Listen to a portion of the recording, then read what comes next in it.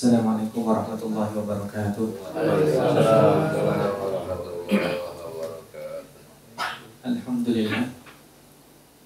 Alhamdulillahilladzi anzala al-Qur'an. Alhamdulillahilladzi 'allamana bil qalam.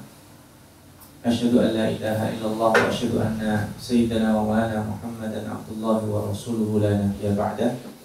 Allahumma shalli wa sallim wa barik ala sayyidina Muhammadin wa ala alihi wa ashabihi ajma'in, amma ba'd. Bapak-bapak, ibu-ibu, kaum muslimin dan muslimat yang dimuliakan Allah, para pemirsa, pendengar sekalian, sahabat Al-Nuri yang mudah-mudahan kita semua diberkahi oleh Allah Subhanahu wa taala. Bersyukur kepada Allah pada pagi hari ini kembali kita dikumpulkan setelah Allah memberi kemudahan kepada kita menunaikan panggilannya, melakukan apa yang diwajibkan kepada kita. Mudah-mudahan juga Allah Subhanahu wa taala senantiasa menjaga keistiqomahan ini. Allahumma amin. Biidznillah Subhanahu wa taala, pada pagi hari ini masih dalam menghidupkan suasana tahun baru yang dengan semangat hijrahnya. Mudah-mudahan hari-hari kita ke depan semakin lebih baik. Kita insya Allah akan menadaburi pada halaqah yang ke-55 ini surat Ali Imran, masih berkaitan dan berkenaan dengan kisah tentang Imran, dan nanti akan membahas tentang Maryam, anak Imran. Bismillah, kita akan tadaburi ayat ke-38 dan nanti sampai 45 insya Allah. A'udzu billahi minasyaitonir rajim. Bismillahirrahmanirrahim. Hunalika da'a Zakaria rabbah qala rabbi habli min ladunka dzurriyyatan thayyibah innaka sami'ud du'a. Mereview apa yang kita tadabburi pada pertemuan sebelumnya, bahwa ketika Maryam yang sebelumnya dinadarkan oleh ibunya akan dijadikan orang sebagai khadim Masjidil Aqsa atau Baitul Maqdis, tetapi yang terakhir ternyata perempuan, dan alhamdulillah meskipun perempuan akhirnya nazar tersebut bisa ditunaikan. Artinya penunaian nazar itu tidak kemudian harus sesuai dengan apa yang pertama kali dinazarkan. Ini juga nanti kalau dalam membahas tentang permasalahan nazar itu sendiri, maka nazar juga tidak dengan serta-merta harus persis seperti apa yang dinazarkan, kecuali kalau memang nanti itu menyelisihi nazar. Karena nazar yang ada di sini tidak ada kaitannya dengan apa yang dinazarkan pada saat beliau belum melahirkan Maryam, tapi bahwa kemudian nanti akan diwakafkan sebagai khadim, sebagai orang yang mengkhidmah, menservis tamu-tamu yang mendatangi Baitul Maqdis, itu nanti bergeser fungsinya menjadi yang lainnya. Nah, berbeda dengan ketika kita atau ada orang bernazar dengan sesuatu yang diharamkan Allah, maka itu wajib untuk digugurkan nazar tersebut, dan kita wajib membayar kafaratnya. Nah, pada saat kemudian Nabi Zakaria mengasuh Maryam, ini nanti akan di flashback. Kemudian beliau berdoa, hunalika da'a Zakaria rabbah. Ini dalam bahasa yang dipilih Al-Quran, hunalika menandakan bahwa dengan tidak serta-merta Nabi Zakaria berdoa di tempat itu ketika berada dalam tempat mihrabnya Maryam. Tetapi di sini ada yang menarik, adalah analisa para pakar bahasa, bahwa kejadian Maryam itu luar biasa. Ketika kejadian luar biasa ini, maka sangat inspired, jadi menginspirasi Nabi Zakaria untuk berdoa. Kenapa? Maryam yang mendapatkan makanan di luar kebiasaan atau dapat buah di luar musimnya, berarti ada zat yang maha kuasa. Saya yang sudah tua dan istri saya Zakaria yang belum mempunyai anak hingga detik ini, maka kalau saya berdoa ada kemungkinan bisa terjadi. Nah, Ini yang pertama, tafsiran hunalika itu. Yang kedua, bahwa Maryam itu kan tadinya dalam tanda kutip direncanakan kalau laki-laki akan menjadi khadim Baitul Maqdis. Tetapi meskipun perempuan, rencana tersebut bisa ditunaikan. Nah, jadi ini menandakan bahwa segala sesuatu itu serba mungkin. Maka itulah ada beberapa tafsiran, Al-Fakir ambil dua saja, bahwa kondisi saya saat ini yang kelihatannya tidak mungkin punya anak itu bisa berubah menjadi mungkin. Nah, dari situlah kemudian Nabi Zakaria berdoa kepada Allah Subhanahu wa taala. Doanya adalah Rabbi habli min ladunka dzurriyyatan thayyibah. Ini doa yang sangat luar biasa ya. Rabbi habli. Bahasanya enggak bahasa nodong ya. Allahumma atini, berikanlah aku. Tapi habli, hadiah. Makanya hibah itu disebut dengan hibah itu tanpa pamrih, memberi tanpa pamrih, memberi tanpa sebab, itu hibah. Kalau hadiah itu bisanya ada kaitannya dengan senang, ada kaitannya dengan sebuah momentum. Tapi kalau hibah, ya, sebagaimana yang kita tahu, hibah itu pemberian tanpa sebab.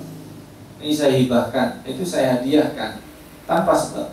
Maka engkau tanpa membuat sebab sesuatu yang kelihatannya mustahil itu bisa. Habli min ladunka. Ladun itu sangat dekat. Dari sisimu dzurriyyatan thayyibah. Ini keturunan yang bersih, keturunan yang bukan hanya sekedar suci, keturunan yang berkah.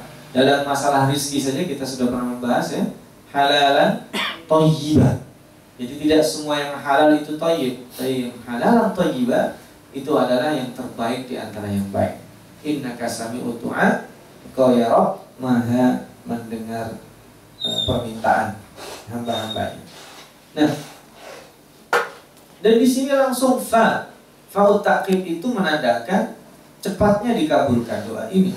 Fanadatul malaikah, dan kemudian malaikat menyampaikan pesan Allah. Wa huwa qa'imun yusalli fil mihrab, ketika beliau sedang salat di mihrabnya. Apa isi konten yang disampaikan malaikat? Yaitu kabar gembira. Annallaha yubashshiruka, sesungguhnya Allah memberi kabar gembira kepadamu, mengabulkan doamu dengan apa? Dengan anak yang langsung diberikan nama oleh Allah Subhanahu wa taala, Yahya. Nah, ini ada beberapa sifatnya di sini, 4 ya. Yang pertama, musaddiqan bi kalimatin minallah, sebagai pembenar, karena nanti Nabi Yahya ini dengan Maryam yang nanti kemudian memiliki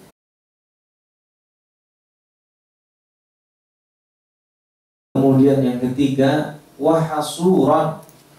Nah, ini menjadi agak sedikit berpolemik di sini sebenarnya. Wahasuran, hasuran itu dalam bahasa yang dipakai manusia itu adalah laki-laki yang tidak memiliki hasrat terhadap perempuan. Nah, maka di sini kemudian dibahas apakah layak seorang nabi yang menjadi pilihan Allah Subhanahu wa taala ini disebut hasur. Makanya hasur itu sangat terjadi perbedaan pendapat para ulama. Maknanya di sini bukan berarti, karena nanti kemudian dihadirkan beberapa hadis, di antaranya misalkan Allah melaknat seorang laki-laki ya, yang dikaruniai kelelakiannya, ja'alahullahu dzakara. Jadi rajul, la'anallahu rajulan ja'alallahu dzakara fata'annasa. Jadi kemudian dia berpura-pura atau berperilaku seperti seorang perempuan, itu tidak diperbolehkan, bahkan dilaknat oleh Allah Subhanahu wa taala. Tapi di hari-hari ini, di detik-detik ini, kita disuguhi tontonan yang itu menjadi lelucon, menjadi biasa, padahal itu terlaknat sebenarnya. Ada laki-laki, dia tabiatnya sebagai laki-laki, kemudian berperilaku, bergaya, baik gaya bicaranya, pakaiannya menyerupai perempuan, apalagi dengan tujuan untuk ditertawakan. Itu dilaknat oleh Allah Subhanahu wa taala. Juga sebaliknya. Nah, maka apakah ini yang dimaksud situ? Tentu tidak. Dalam bahasa hadis itu dilaknat kalau melakukan, tapi hasuran bukan itu. Kalau hasuran itu adalah dalam bahasa tekstualnya adalah ma'a qudratihi. Jadi ada yang menafsirkan begini. Sebenarnya Nabi Yahya itu punya ketertarikan terhadap perempuan, tetapi dia gimana? Tidak berhasrat. Jadi ada kudrah, bukan berarti tidak mampu berhubungan suami istri kalau bahasa vulgarnya, tetapi beliau, maka kemudian ada yang menafsirkan dengan tabatul. Tabatul itu dalam dunia nyatanya tidak boleh disebut ruhbaniyah. Itu juga kekurangan lain. Kalau yang pertama dari awalnya seorang laki-laki tidak tertarik perempuan itu cacat. Nah ini kalau seorang nabi bagaimana? Nah, ini ada hilang. Ada yang kedua, oh enggak, sebenarnya Nabi Yahya itu tertarik, cuma dia tahan. Nah, tahan kemudian itu berarti sama. Ini menguatkan apa yang dilakukan oleh orang Nasrani setelah itu, ya kan? Mereka melarang menikah bagi dirinya sendiri. Itu disebut dengan ruhbaniyah, dan itu tidak boleh dalam agama kita karena fitrahnya seorang harus menikah. Maka di sini digabungkan antara keduanya. Memang beliau ini kalau dalam bahasa Imam Nawawi ketika ditanya, wahai Imam, kenapa Anda tidak menikah? Beliau jawabannya kan ringan sekali. Nasi itu saya lupa. Nah, apakah itu aib seorang Imam Nawawi itu tidak menikah gara-gara lupa? Tidak masuk akal juga kan? Apakah benar Imam Nawawi itu lupa? Nah, mungkin karena saking sibuknya beliau mencari ilmu dan mengajarkan ilmu, maka nikah itu tidak menjadi prioritas dalam hidupnya. Bukan karena beliau meninggalkan sunnah Rasul. Nah, itu lebih dekat kita tafsirkan seperti itu. Jadi bukan karena penyakit, memang tidak punya hasrat secara biologis kepada perempuan, atau kedua karena memang dia tahan-tahan atau disebut dengan tabatul, itu juga tidak. Maka hasuran itu intinya tidak ada sedikit pun keinginan untuk menikah, ya mungkin karena kesibukan dakwahnya dan karena di sini beliau nanti juga menghadapi masalah yang cukup pelik. Dan Nabi Yahya ini termasuk nabi yang diangkat masih dalam usia yang sangat muda sekali. Ada yang bilang anak-anak, tapi yang dirojihkan tidak mungkin seorang anak-anak ditaklif oleh Allah SWT. Jadi dia sudah minimalnya sudah menjelang balik atau balik, dan setelah itu juga meninggal dalam usia yang tidak terlalu tua, masih sangat muda sekali bersama orang tuanya. Nah, yang terakhir sifatnya adalah wa nabiyyan minas shalihin. Jadi sama dengan Nabi Musa, beliau sudah diberikan tanda-tanda ketika kecil akan diangkat sebagai nabi. Demikian juga Yahya diberikan kabar kepada Zakaria, kelak ini akan menjadi nabi. Kaget dia. Nabi Zakaria kaget. Qala Rabbi anna yakunu li ghulamun. Ya Rabb, bagaimana mungkin aku punya anak? Nah, kan itu kadang orang begini, dalam posisi sulit dia berdoa kepada Allah, yakin doanya dikabulkan. Begitu dikabulkan kaget dia. Itu kan wajar ya. Dalam posisi sulit kita berdoa, kok ada juga jalan keluarnya. Nah ini kan ketika dikabulkan bingung dia. Dan kenapa bingung? Karena ada dua hal. Yang pertama, waqad balaghani al-kibar. Saya orang sudah tua. Padahal nanti dibuktikan seorang laki-laki sampai tua pun sebenarnya tidak ada istilah terhalang memiliki anak. Karena meskipun tua belum tentu tidak punya anak. Nah, oke, itu yang pertama, kaget dari sisi itu. Meskipun nanti secara medis tidak secara otomatis orang laki-laki yang tua tidak punya anak. Yang berikutnya wamraati akhir. Kadang dalam bahasa tertentu disebut akim. Tapi akim itu lebih merupakan judge ya, bahwa dia mandul. Kalau akhir itu al-qatl. Ada yang menyamakan, ada yang membedakan. Akhir itu yang belum pernah punya anak. Belum pernah punya anak. Jadi belum tentu karena mandul. Belum pernah punya anak kan ada kemungkinan bisa jadi. Ini ada yang membedakan itu, tapi secara umum menyamakan antara akhir dan akim. Sedangkan istriku adalah orang yang mandul. Nah, kita bisa ambil salah satu pendapatnya. Dijawab langsung oleh Allah melalui malaikatnya. Qala kadzalika Allahu yaf'alu ma yasha. Itu adalah kehendak Allah yang berbuat sesuai dengan kehendaknya. Lalu Nabi Zakaria juga permintaan berikutnya, qala rabbi ij'al li ayah. Lalu bagaimana supaya aku tahu nanti aku bakal punya anak?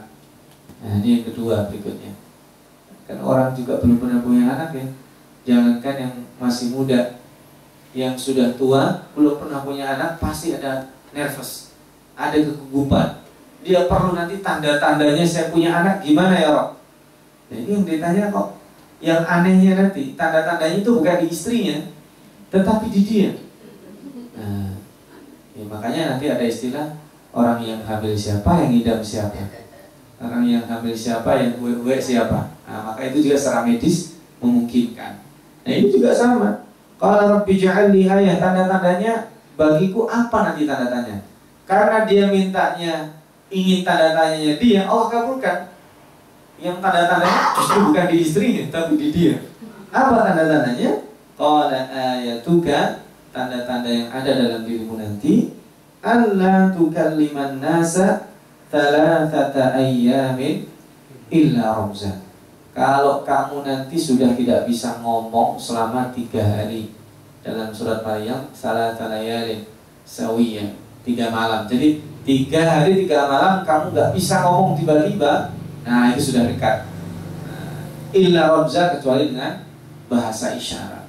Karena memang nanti Nabi Zakaria ini juga kerjanya ya sama dengan Nabi yang lainnya ya, tabligh, menyampaikan ajaran, membimbing umatnya. Ya orang kalau yang biasanya ceramah itu terus ceramah tiba-tiba gitu kan, itu kayak gitu 3 hari berturut-turut gak normal. Nah, itu sudah dekat tanda-tanda kelahiran anakmu. Nah, kalau cuma sekali kan mungkin bisa jadi karena gugup ya, tiba-tiba lancar kan. Misalkan dalam halaqah ini ya, tiba-tiba saya nggak ngomong 1 hari, bisa jadi kan karena sakit tenggorokan, karena tiba-tiba ada tamu yang luar biasa grogi. Nah, itu bisa sekali. Tapi ini 3 hari 3 malam berturut-turut engkau tidak akan bisa berbicara. Itu maka akan menjadi tanda-tanda akan lahirnya Yahya. Nah, ini yang menjadi permasalahan dibicarakan para pakar. Apakah Nabi Yahya itu sama dengan Maryam? Apakah Maryam nanti ketika hamil Nabi Isa itu prosesnya normal 9 bulan? Yahya juga demikian. Apakah prosesnya 9 bulan? Harusnya kan Nabi Zakaria tidak perlu ngomong seperti ini. Orang dia sudah tahu orang hamil, nggak perlu tanya tanda-tandanya gimana. Ya normal lah tanda-tanda orang hamil, ya kan? Maka di sini dikuatkan pendapat, meskipun Al-Fakir masih belum bisa menerima juga, karena ini orang yang sudah lama tidak punya anak, sudah menikah bukan hanya bertahun-tahun, berpuluh-puluh tahun, ini sudah jadi kakek-kakek. Ya wajar dia meminta tanda-tanda, meyakinkan bahwa betul akan punya anak, itu wajar. Tetapi nanti kemudian kehamilannya itu prosesnya ada 2. Bisa kita ngambil pendapat dan tidak ada dalilnya, atau yang menafikan juga tidak ada dalilnya. Jadi kehamilan Maryam kepada janin Nabi Isa, atau kehamilan istri Zakaria terhadap Yahya, apakah itu terjadi normal seperti manusia yang lainnya? Itu tidak ada tanda-tanda atau dalil-dalil yang menguatkan. Atau sebaliknya, apakah begitu sudah 3 hari 3 malam nggak ngomong, tiba-tiba sudah besar perutnya istri Zakaria dan kemudian tinggal bersalin beberapa saat?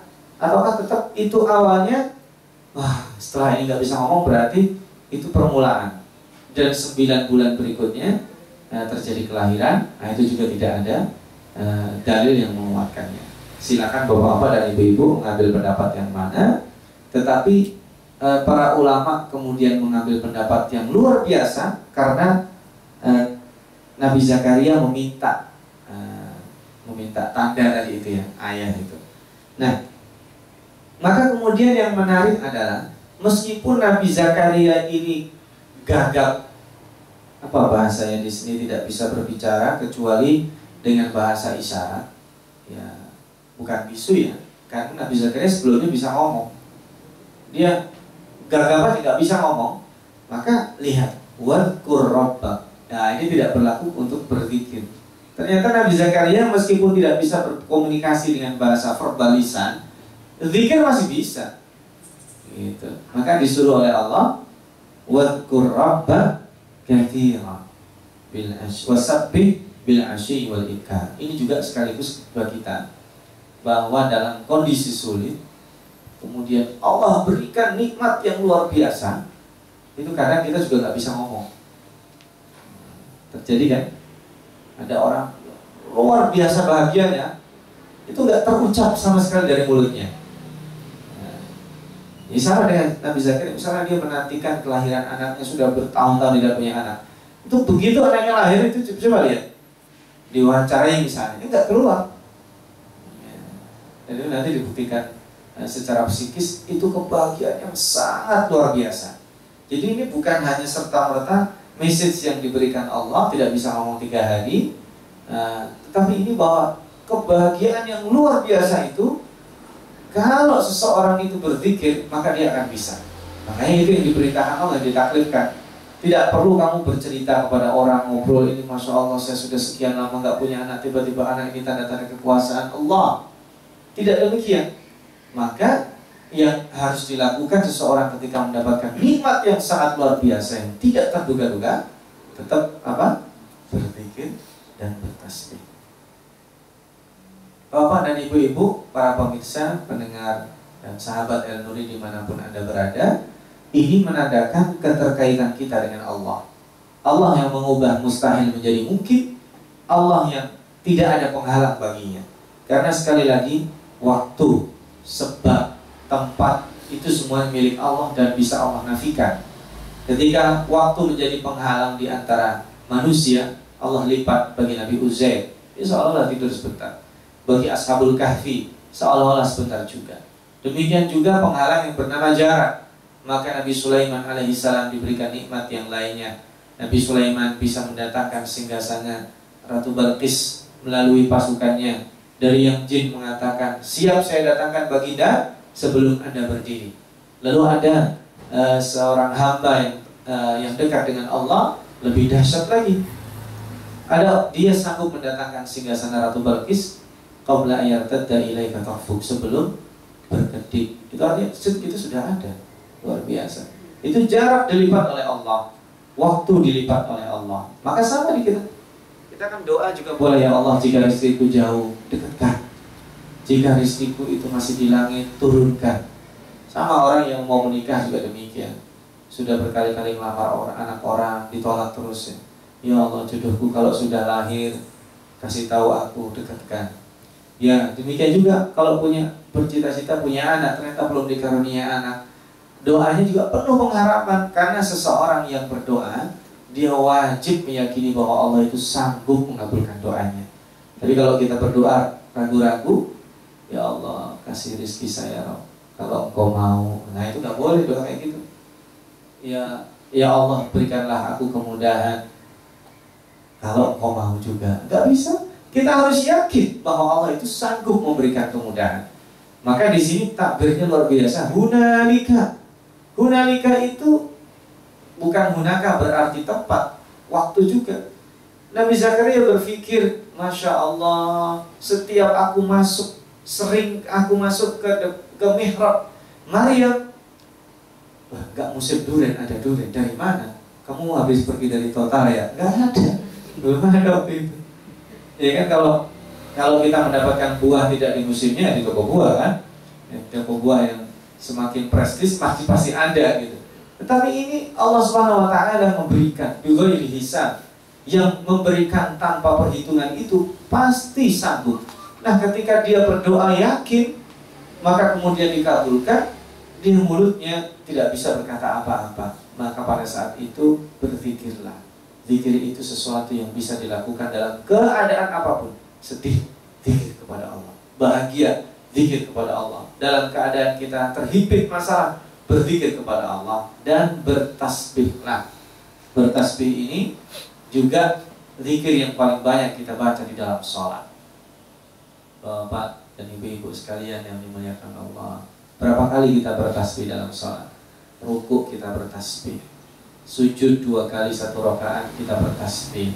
Itu artinya sepanjang hari kita bertasbih, bahkan itu otomatis kita sudah tidak tahu, tidak pernah menghitung berapa banyak kita bertasbih di hari itu. Padahal itu adalah tuntunan supaya kita dekat dengan Allah SWT. Maka disebut dengan bil asyiyyi wal ibkar. Asyiyyi wal ibkar itu takbir yang diberikan oleh Allah SWT. Asyi dari isya, ya, bukan berarti waktu isya. Itu adalah waktu menjelang tenggelamnya matahari. Wal ibkar, nah ini luar biasa. Ibkar itu pertanda bahwa mulainya kehidupan. Dalam bahasa Al-Quran itu banyak takbir-takbir yang membawa optimisme. Al-ibkar itu habis seperti sekarang ini, bahwa kita membuka mata. Dalam bahasa seorang perempuan, al-bikr itu adalah perawan, seorang gadis yang memiliki banyak impian. Dia ingin menikah, ingin punya anak. Seorang gadis yang mempunyai impian itu al-bikr. Al-ibkar itu pagi, yang dari gelap menjadi terang. Wasubhi idza tanafas, subuh yang bernafas, subuh yang menyingsing fajarnya. Atau waktu duha. Dikatakan waktu duha karena itu adalah waktu yang sangat produktif.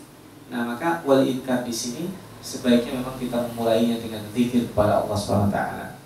Ini sampai di sini cerita tentang Nabi Zakaria.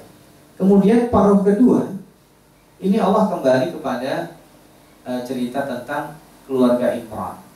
Nabi Zakaria masih berkeluarga dengan Imran, tetapi di sini ada sedikit split, ya, dipisah menjadi bukan tokoh utama yang dibicarakan di dalam keluarga Imran. Tokoh utamanya kan di sini adalah istri dan anak Imran, ya, kalau bicarakan Imran. Tetapi ternyata Maryam itu inspiring, kisah Maryam itu menginspirasi. Maka kita jadilah hidup kita menginspirasi orang lain. Makanya diperbolehkan seseorang bersedekah dengan terang-terangan. Kenapa tujuannya? Menginspirasi.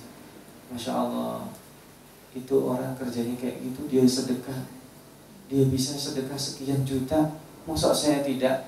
Malu dong. Nah, itu konteksnya bukan gengsi, ya, beda ya. Kalau gengsi itu tercela. Tapi kalau malu, masa saya tidak bersedekah? Gitu. Masya Allah, itu orang seperti itu dia bisa menabung untuk menunaikan haji. Nah, saya kayak gini, masa tidak ada terdetik niat untuk haji misalnya.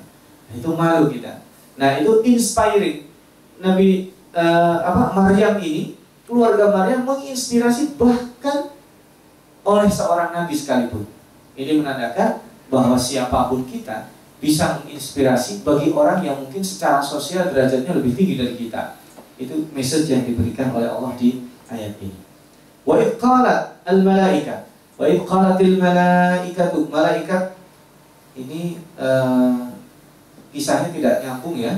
Ketika Maryam sudah besar, sudah sampai siap akan dipilih oleh Allah, malaikat mengatakan kepada Maryam, innallaha astafaki wa tahharaki wastafaki ala nisa'il alamin.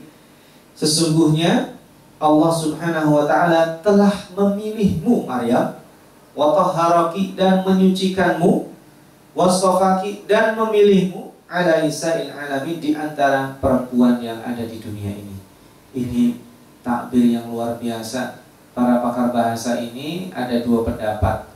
Kenapa di sini al-istifa itu diulang 2 kali? Kenapa tidak mengatakan innallaha astafaki wa tahharaki, atau misalkan innallaha tahharaki wastafaki ala nisa'il alamin?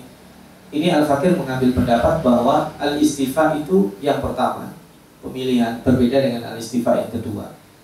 Karena di sini konteksnya adalah konteks yang normal dan konteks yang tidak normal. Konteks yang normal adalah bahwa Maryam itu dipilih oleh Allah. Ya, kayak Nabi dipilih. Nabi dipilih itu normal atau tidak? Normal. Tetapi ada pilihan yang tidak normal. Apa? Bahwa Maryam itu nanti akan punya anak tanpa seorang laki-laki. Maka istifanya di sini berbeda. Maka kalau kita menggunakan mazhab itu, yang didahulukan adalah yang tidak normal. Innallaha astafaki, sesungguhnya Allah telah memilihmu untuk sesuatu yang tidak normal, yang luar biasa. wa tahharaki, dan menyucikanmu. Nah, ini dia. Karena ada kata-kata wa tahharaki di sini kuncinya. Wa tahharaki, dan menyucikanmu dari tuduhan manusia, menyucikanmu dari dosa. Maryam tidak punya istilahnya track record yang buruk. Makanya tanpa disucikan Allah sendiri, itu sudah suci. Tuduhan yang mengada-ngada dari kaumnya itu tidak pernah terjadi. Yang pertama, Maryam, istilahnya bahasa kita, ini orang mainannya masjid kok masa hamil di luar nikah misalnya. Itu saja secara orang kan nggak percaya, gitu kan. Orang mainannya kayak gitu kok begini. Nah, itu tidak percaya. Itu tanpa digitukan saja, sebenarnya kalau orang menggunakan akal sehatnya, itu sudah menafikan tuduhan-tuduhan itu. Maka Allah menegaskan wa tahharaki, Allah jamin kesuciannya. Engkau tidak usah bersedih. Karena ini kan dalam kondisi disiapkan untuk itu. Yang kedua, istifa yang kedua itu istifa normal. Wastafaki, engkau dipilih sebagai perempuan yang luar biasa di antara perempuan-perempuan yang ada di dunia ini. Nah, di sini ada masalah para pakar tafsir, apakah alamin ini kalau ditanya mana yang lebih afdal, mana yang lebih tinggi derajatnya, Maryam atau istri Rasulullah SAW, Khadijah, Maryam atau Fatimah, Maryam atau Aisyah. Nah, di situ ada beberapa perbedaan dan kita tidak terlalu penting mendiskusikan itu ya. Karena adalah alamin di sini bisa mutlak seluruh dunia. Memang kalau di ranking berarti ranking satunya Maryam. Atau sebaliknya, Maryam itu manusia pilihan di zamannya.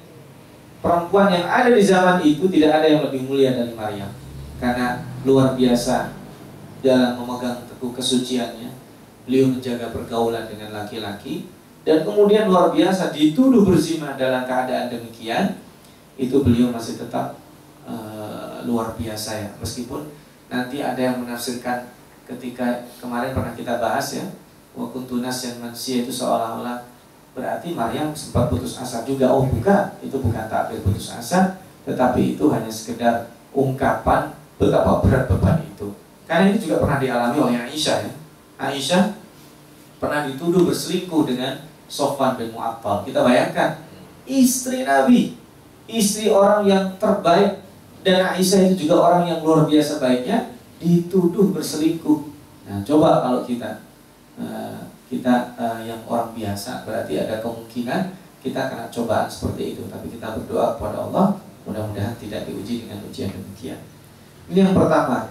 Jadi kalau dikatakan istifa yang pertama dengan yang kedua itu berbeda, maka al-istifa itu berarti yang pertama luar biasa, yang kedua yang biasa. Atau dua-duanya istifa itu adalah pengulangan, menguatkan. Sesungguhnya Allah benar-benar memilihmu. Memilih untuk apa? Nah, ini untuk futuristik ya. Karena nanti ada tanda yang lebih besar dari itu, yaitu Isa alaihissalam. Nabi Isa nanti kan luar biasa lagi ya. Begitu lahir, Maryam itu kan tidak mau ngomong. Ketika ditanya, disuruh bertanya kepada anaknya, kan dibilang kamu gila kok suruh nanya sama anak kamu, anak kecil bisa jawab. Oh ternyata betul Nabi Isa bisa ngomong. Berarti dia hamil tanpa suami, itu tanda-tanda kekuasaan. Tapi kan orang meragukan, itu kan bisa diklaim katanya. Nah kalau nggak ingin tahu tanda yang lebih besar lagi, tanya aja sama yang bayi yang aku bawa. Makanya Nabi Isa itu nanti diberikan salah satu mukjizat ketika kecil adalah bisa berbicara ketika masih dalam keadaan bayi. Itu ada dalil yang sangat kuat di dalam Al-Quran. Lalu yang kedua, ya Maryam uqnuti li rabbiki wasjudi warka'i ma'ar raki'in. Ini juga luar biasa. Maryam, taatlah kepada Tuhanmu, bersujud dan ruku. Nah ini yang menarik, bahwa sholat itu dari dulu sampai sekarang ada yang mengatakan sama gerakannya. Dari zaman Nabi Adam, zaman jebol bahasa kita, sampai zaman Nabi Muhammad, sholat itu sama. Tapi yang menarik, dua ini yang menjadi utama, yaitu sujud dan ruku yang disebut. Kenapa? Nah, Al-Fakir tidak mau berbicara terlalu panjang dari dimensi medis. Kemarin baru Al-Fakir diskusikan dengan para dokter bercerita tentang dimensi medis orang itu sujud di dalam otak ada saraf yang terkena darah, itu terjadi kalau ditekan pada saat sujud. Nah itu silakan didekati dengan itu. Rukuk juga demikian, pada saat punggung itu diluruskan, itu dimensi yang lainnya. Tetapi rukuk dan sujud itu pada saat itu kita bertasbih kepada Allah. Rukuk itu pada saat kita menyetandarkan badan kita, pada saat kita menyamakan jantung kita, dalam bahasa kita hati, dengan otak sejajar. Nanti ada kalanya kita lebih rendahkan lagi. Bagian yang paling mulia dari seseorang itu kan kepala. Pada saat sujud dia samakan dengan bagian yang paling bawah, kaki. Itu untuk apa? Itu untuk memenuhi panggilan Allah. Protokol khusyuk di depan Allah. Ya Rabb, ini bagian yang paling mulia, aku rendahkan di hadapanmu. Aku bertasbih kepadamu. Aku memujamu ya Rabb, untuk menyucikan Allah Subhanahu wa ta'ala. Maka ini juga sekaligus kembali menegaskan dalam keadaan bahagia, Zakaria tadi apa? Berzikir dan bertasbih. Dalam keadaan sulit, ini kan juga Maryam sulit kan? Akan dituduh berzina kan? Dalam keadaan yang berat secara psikis dan fisik juga ketika melahirkan, maka disuruh sholat. Maka sholat itu adalah obat dari segala keadaan. Nah, ini kisah nanti diulang lagi, ditengahi dengan mukhatabnya adalah Nabi Muhammad SAW. Dzalika min amba'il ghaibi nuhihi ilaik. Muhammad, ini adalah cerita gaib. Maksudnya cerita yang tidak diketahui oleh banyak orang, kami berikan kepadamu. Wa ma kunta ladaihim, engkau tidak ada di tengah-tengah mereka. Jelas Nabi Muhammad belum lahir. Yulquna aqlamahum ayyuhum yakfulu Maryam. Nah, ini kemarin yang saya ceritakan bahwa proses pengkafilan Maryam itu dilakukan dengan undian. Karena cukup bagi kita membuktikan betapa posisi Imran itu penting. Itu ketika dia sudah melahirkan, istrinya melahirkan, itu jadi rebutan. Udah ini saya asuh saja. Oh enggak, ini hak saya, lebih berhak, saya di sini ketua RT-nya. Oh bukan, saya lurahnya di sini. Oh bukan, saya keluarga. Semuanya mengklaim. Kenapa? Karena ini orang soleh. Kalau bahasa Jawa, bahasa Betawi kita, ngalap berkahnya bahasa Jawanya itu. Wah ini anak kiai besar ya, sudah meninggal, ini saya ngambil berkahnya rumah saya. Ini anak yatim, saya asuh dia. Nah, ternyata di situ kemudian Nabi Zakaria merasa lebih berhak kan? Maka caranya apa? Caranya di sini adalah dengan melempar al-aqlam, kolam, pena atau pensil dilempar ke air. Nanti yang ngambangnya paling lama atau yang mengambang itulah yang akan mengkafir Maryam. Nah, maka prosesnya silakan bapak-bapak dan ibu-ibu sekalian, para pendengar dan sahabat Al-Nuri di nama ada berada. Kita visualisasikan itu ibarat kata perlombaan. Misalnya dilempar, ya udah tenang, waduh, tenggelam juga. Kemudian berikutnya tenggelam juga sampai akhirnya datang tanda-tanda kekuasaan Allah berikutnya bahwa Nabi Zakaria lah sebagai pemenang yang akan mengkafir Maryam. Ya.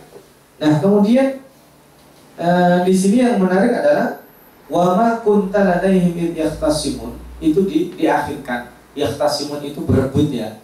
Kenapa yang didahulukan prosesnya itu? Nah ini juga kemarin kita membicarakan, boleh nggak saya ketika merasa berhak ya, ingin mengasuh Maryam di situ menggunakan rekayasa yang memang diterima yang lainnya, boleh.